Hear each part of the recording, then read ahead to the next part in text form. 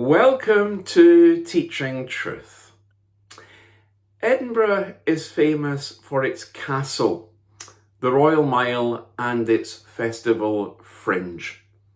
London is famous for Buckingham Palace, the Tower of London and Horse Guards Parade.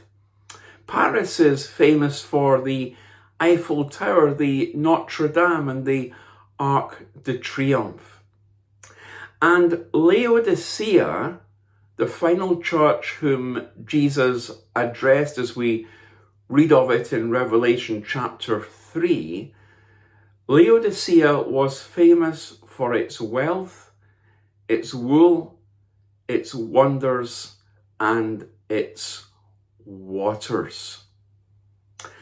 And in our reflections this week, we're going to open the envelope containing the letter which was written to the church in Laodicea, and to take time to hear what the Spirit was saying to the church in Laodicea.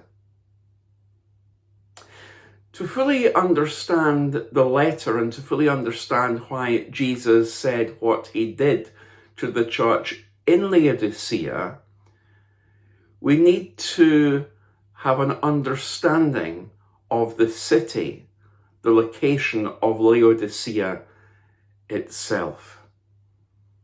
Laodicea, as we've said, was famous for its wealth, its wool, its wonders, and its waters.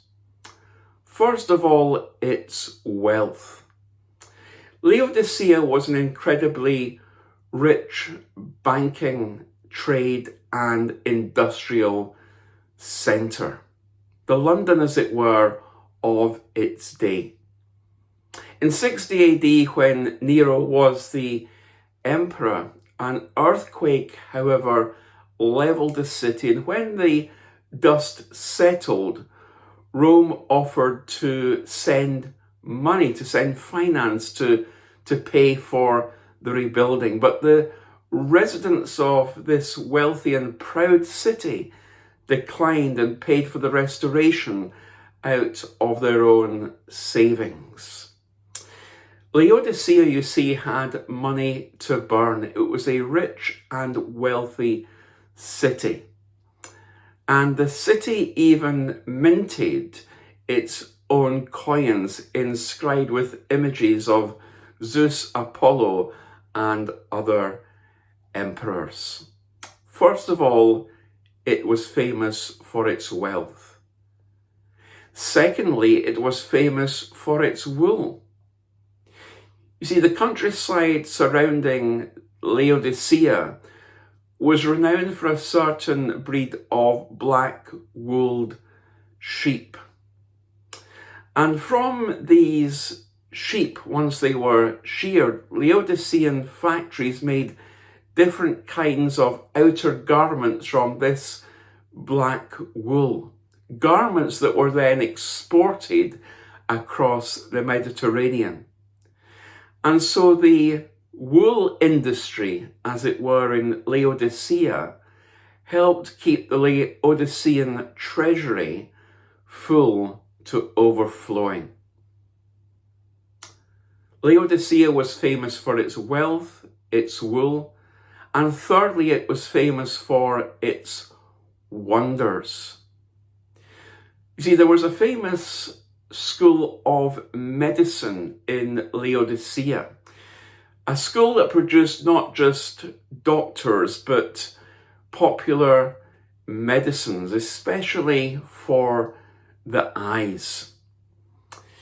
Exported in tablet form, the eye salve was pretty much the only medicine that was used, certainly in those days, to treat eye problems. And in and of itself, the eye salve and the expertise that this city had in this branch of medicine also made Laodicea a wealthy city.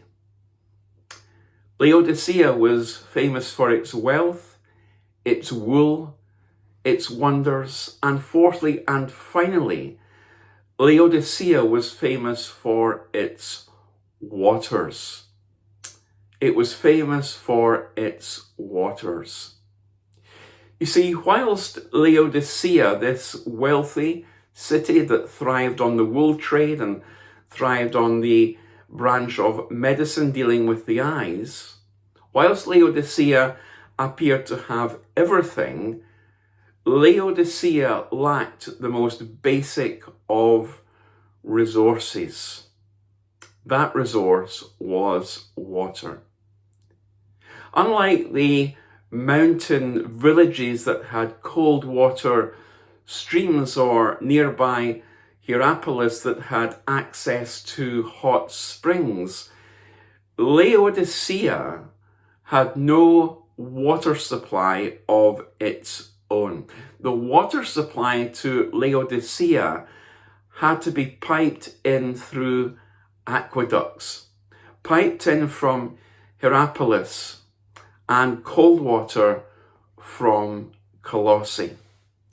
And so by the time this hot water from Hierapolis and cold water from Colossae had been piped into Laodicea, by the time it arrived, it was full of sediment. And perhaps more to the point, it was lukewarm. It was lukewarm.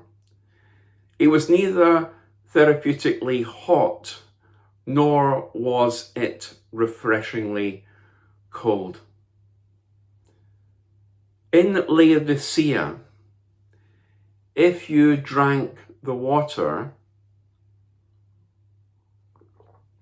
it would very quickly make you feel ill, and it would make you feel sick. Join me tomorrow in Teaching Truth as we continue to read the letter to the church in Laodicea.